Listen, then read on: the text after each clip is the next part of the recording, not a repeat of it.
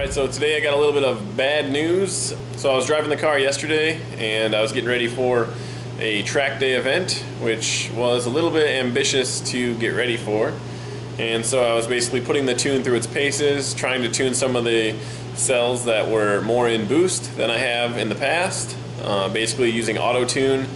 And it had been running really rich up there, so I started pulling some fuel and just getting a little bit closer to where it should be. And I was out for a drive doing a, let's say, wide open second, third, fourth gear pull, and I noticed a hesitation in third gear. I just wound it up pretty high in second gear to say 5,800 RPM, and then shifted into third, and right around 4,300 RPM I felt a slight hesitation, and I didn't think too much of it at the time and kept going, and then didn't get into boost for a little while, but then I got back into boost right as I started off again, and at that point smoke just started coming from the engine bay, so cause for concern obviously. So I jumped out of the car, I grabbed my fire extinguisher, just not knowing what to expect, popped open the hood. I saw there was some oil on top of the hood a little bit up there, and then I was just a little bit relieved because seeing oil versus fire is good.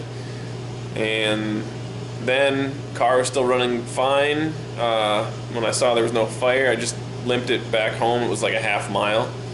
Brought it back here in the driveway and pulled it into the garage. Then started to investigate a little further. The oil had sprayed out the breathers, and I started thinking like, yeah, I'll need a catch can, because obviously those scenarios can arise when you have boost and you know, factory oil system for an NA car. So I kind of thought maybe that was what was going on with the oil. Jordan came over that night, helped me look into what was going on. When we saw the amount of oil, and there was oil that leaked all underneath the car too. You can probably see there's still some down there a bit. But basically started digging into it, thought, you know, everything looked okay. Why don't we, just for giggles, give it a compression test? And we started with number 1. So we did 1, 3, 5. Those were all 120 psi, 120 psi, 120 psi. Came over to number 2 through 6, and 2 was 120, 4 was 130, and then when we got to 6, 70 psi. Should we break out the hard alcohol?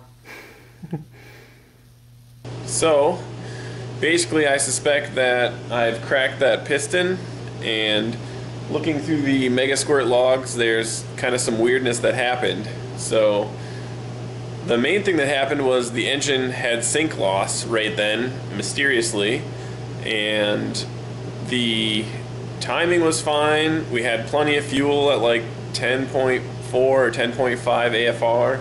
Then when it lost sync, it thought it was cranking, so it pulled fuel, and then AFR shot up to 21 to 1, and then kept going at 4,500 RPM. And so obviously a serious lean condition happened there. I don't know whether it was the lean condition, the fact that my timing was far more advanced than I had realized in those cells, or maybe the ECU just caused this to happen. So I'm still working through debug to try to figure that out, but in the meantime I'll be pulling the engine apart. This is not the ideal time to do it. I was enjoying driving the car. The weather's perfect out right now for a car in Minnesota that does not have air conditioning, so I was really looking forward to just driving it around. However, this is the hand I've been dealt, or it's kind of what I did to myself.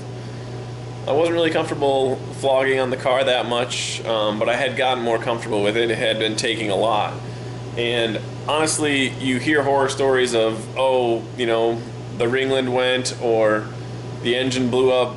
This was the least dramatic thing you can imagine. It was just slight hesitation, kept going fine. The car starts up and runs. It doesn't make any noises, and the only thing you'll notice is in boost, it'll start blowing smoke. And so I guess that's another thing like I've learned is, there's obviously a reason that people do compression tests when they're going to buy a car, especially like a turbo Subaru. You can definitely tell if there's bad rings or ringlet failure just from doing a compression test. You can know whether they're cracked piston or what have you. So maybe this weekend Dan will help me do a leak down test to just get a little bit more information out of it. But for now, I'm just going to start cleaning up the garage a little bit to make way to pull the engine apart. Once we get it apart, we can decide what we're going to do from there. So thanks for sticking around. Thanks for watching this far. I have made some glorious boost with this thing in the past. We have a minor setback in that we need to pull the number 6 piston out and see what's going on with it, but I assure you we are going to continue on from there.